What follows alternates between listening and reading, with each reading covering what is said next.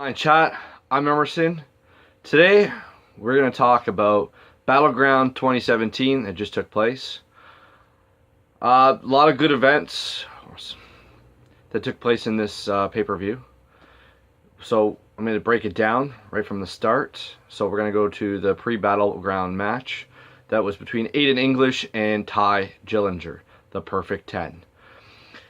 Good back and forth match for, obviously guys of a lower card. They did a great job. Obviously Aiden English, he won. I'm still getting a kick out of his entrance though. Like he almost reminds me of medieval times, where he comes out and he basically does this fancy little sing thing. I still don't understand the background to it, but I mean, I don't know, I kind of warmed up to it. I got a kick out of it. He has a great voice. I'm not going to dispute that. He has a great voice. But yeah, I mean, like I said, it was a good match. The little entrance that he did make me chuckle still. So it was a good start to the pay-per-view. Then the first match of the Battleground was for the Tag Team Championship. For SmackDown. It was the New Day and the Usos going at it, where now we have our newly crowned tag team champions, the New Day. It was a great match. I honestly thought the Usos had it won. I forget which Uso it was, but came out of nowhere and did a super kick onto Xavier Woods, and I thought Xavier Woods was done. It was a 1-2-3. It was perfect. It was like I said, he came flying out of nowhere and just kicked him as he was dropping to try to hit one of the other Usos, and it was just beautiful. And I thought, oh, that's it, match is over, there's no getting up from that. But Xavier kicked out of it. The little guy kicked out of it. It was quite impressive. But yeah, in the end, the New Day got the better of the Usos, so we have new tag team champs on SmackDown. Then we went from the tag team, we went to Byron Corbin versus Shinsuke Nakamura. And I anticipated this was going to be a good match. You got two good up-and-coming wrestlers. One obviously being the Money in the Bank briefcase holder. The other one is the hard style Nakamura. But they didn't disappoint. It was a great match right from the bottom. Yes, Corbin was in control of majority of the match. He did have his little heel chip on his shoulder, and Strong Style brought it back, and he took it right to Corbin with his hard style. After the match, though, because obviously Byron won. Well, sorry, Byron didn't win. I mean, Byron got disqualified because he kicked Nakamura in the groin. So automatically disqualification. Nakamura wins, and then Corbin obviously showing that he was a poor sport for losing and started beating up on Nakamura afterwards. So after that match, then we went to the women's 5-way elimination match to determine who's going to be the number one contender to face Naomi at SummerSlam. And the 5 participants were Tamina, Becky Lynch, Lana, Natalya, and Charlotte. So it was a great match. These women definitely put it all on the line. They showed that they all wanted to be the number one contender. Like I said, it was great. Tamina was helping Lana for the most part of the match. And then, of course, when Tamina needed Lana's help, Lana wasn't there to help. So Tamina got put into the armbar by Becky Lynch and was the first lady to be eliminated. Which then, funny enough, Lana then got put into that same move by Becky Lynch and then became the second person to be eliminated. So there's 2 gone. Then Natalya snuck into the ring and basically gave a little pull on Becky Lynch's tights got the 1, 2, 3. Now Becky Lynch got eliminated. So now it came down to was Natalya and Charlotte to see who's going to be the number 1 contender. And they went back and forth. It was pretty good for a little bit there. Natalya capitalized obviously on Charlotte's mistake, and Natalya is now your number 1 contender for Naomi's women's championship belt on SmackDown. So I'm going to be looking forward to that one. Obviously, Natalya's been around for a long time. She's one of the veterans of the women's division. I mean, she's held the Divas Championship before it got obviously changed. So it's been a long time overdue for Natalya to get a shot at the belt. So I still think that Naomi is going to pull through. But you never know with the Queen of Hearts what kind of dirty tricks she'll have up her sleeve that she's learned from being in the Heart Dungeon. So we'll see how that breaks down on the SummerSlam. So, anyways, back to this pay-per-view. Then we had the U.S. Championship match up for grabs. Now, Kevin Owens and AJ Styles, they fought in a house show. Kevin Owens was the champ. They fought in a house show, and it was in New York City, and AJ Styles won the belt off him. And it's very rare, especially nowadays, that at a house show the title changes hands. I mean, I remember it used to always change hands back in the day, but they've kind of, for many years now, they've always done it where it either changes hands on a pay-per-view or on a live segment. But most times it's a pay-per-view. But Kevin Owens, he regained his U.S. title that he lost. It was pretty back and forth. At one point, the ref got knocked out because Kevin Owens kind of reversed what AJ Styles was doing and kind of threw AJ Styles right onto the ref. It didn't really have an impact on the outcome, at least from what I remember. Ref basically came to as Kevin Owens was securing his win.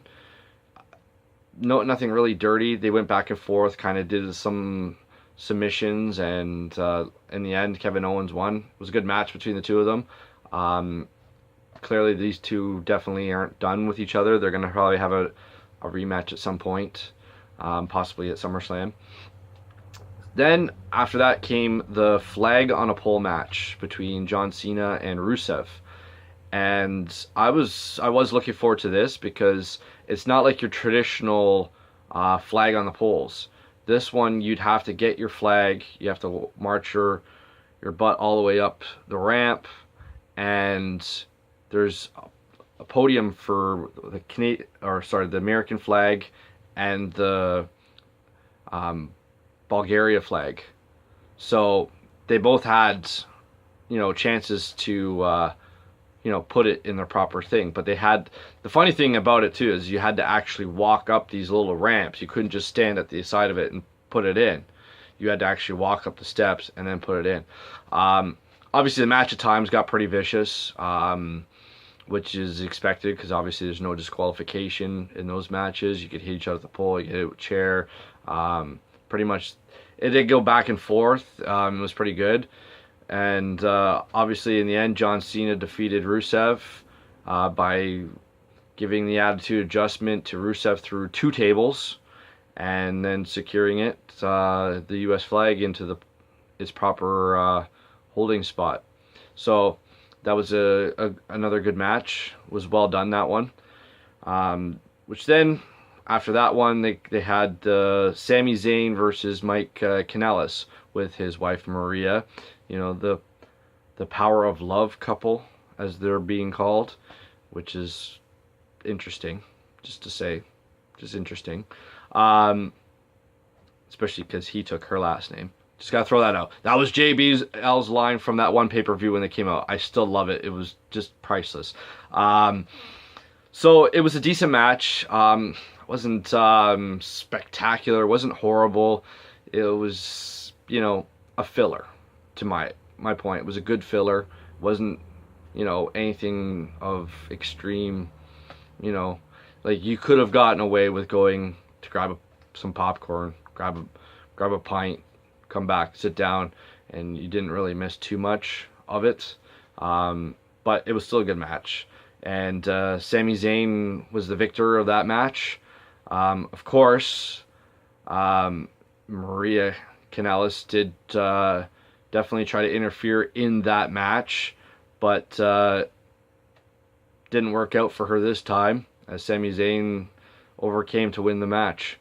So, now the last match was for the SmackDown WWE Championship in a Punjabi prison match. So, this is the third time ever there's been a Punjabi prison match, and it's an interesting structure. It can be vicious. It can be rough on the body, as I saw in this pay-per-view. In the match, it was back and forth. What bothered me though is the Singh brothers. Again, they interfere in the match. I'm quite frankly, I'm sick and tired of it. It's not really giving Mr. Jinder Mahal. Sorry, this match was between Jinder Mahal and Randy Orton. It doesn't give Mr. Mahal, the Mahara, a good interpretation that he can win a match on his own. This is a prime match that he should be able to prove that he didn't need outside help to win this match. Should have been his playground. He should have been able to put the Viper to the test and overcome the Viper. I mean, I think Jinder is a good wrestler. He's got the athletic ability. You could see the guy is chiseled. He's ripped. I mean, he's not afraid to get out of hand and a little bit, powerful with his wrestling to win. He does not need those Singh brothers. And the worst about this match was, it wasn't just them. He had a third party come out. So now, in hindsight, this became a 4-on-1, which I think is utter bullshit. Sorry for the profanity, but it is. It's bullshit. Why does it take 4 guys to beat 1? Didn't need it. Like, yeah, okay, Randy Orton was going to win this match if the Great Khali is who came out, in case you didn't know. Great Khali. Randy Orton was going to win. Now, the only thing is, this match could have been totally different. I mean, Jinder could have won without the Singh brothers. I think he could have. Maybe he doesn't. But you know what? Get rid of these guys. I mean, to me, for a guy who is the first Indian champion in WWE, and as he likes to say, he's representing 1.3 billion people in India, this doesn't make you look like you're a good champ. This does not, to me, tell me that India should be proud that you're champ, because you can't win by yourself. It showed it. It was a great pay-per-view. The match was great. And then, like I said, this fart in the face with this. I mean, in the after talk, too, he basically said to Renee Young that, in India, we stick together. In America, you fight with your family. Oh, well, okay. You're telling me they don't fight with their families? Come on.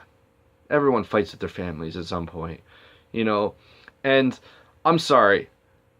If cheating is the way that they think is is the proper way to be a champion,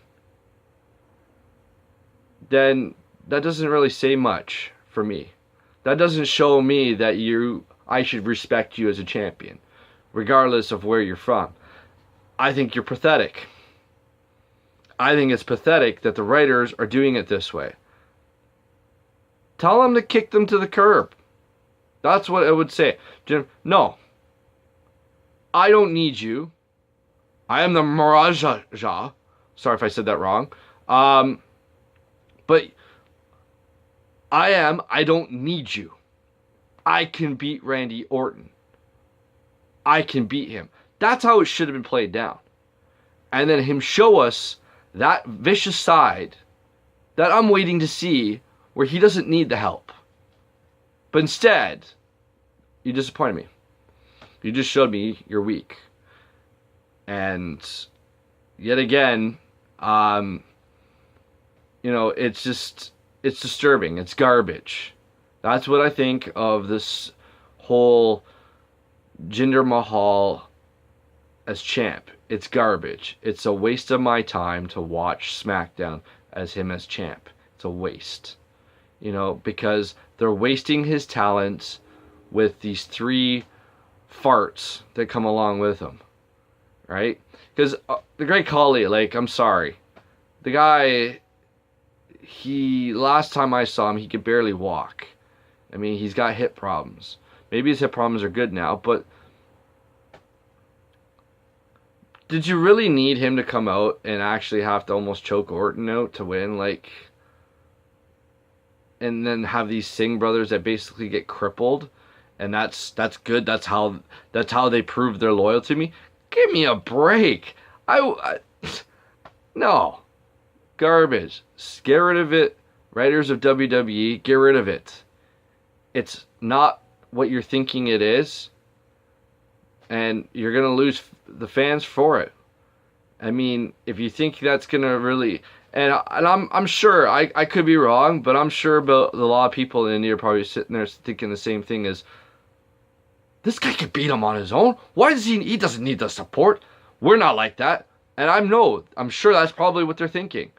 Is, I don't need 3 other people to help me win against one guy.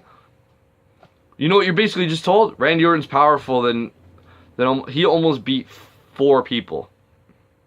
So if Randy Orton had somehow managed to get away from the Great Khali and climb over and win, he just basically told everyone that 1 American can beat 4 from India. But now it says still that 4 from India need to beat 1 from America. I don't think that's a good thing to point out there. Just saying, that's my opinion. But anyways, in all, the pay-per-view still was good. Even though the last one, the match was good, it was just the outcome that was garbage. But yeah, like I said, it was a better pay-per-view in the end. And hopefully SummerSlam has got a better, a far better thing. I hope they keep a good trend on this with this pay-per-view being good, that they bring it into the SummerSlam the same way. But anyways, that's my bottom line. I want to hear what you have to say. So tell me what you thought of this pay-per-view. Tell me what you think of the whole Jinder Mahal being champion. Hit that like button at the bottom. Subscribe. You get to see some of the other videos that I have and will be doing. And I want to hear those comments, please. Drop me the lines. Tell me what you think. I want to hear your thoughts. I want to see what your point of views of it. Don't be shy. Let's do it. So until then, take care. I'll talk to you later.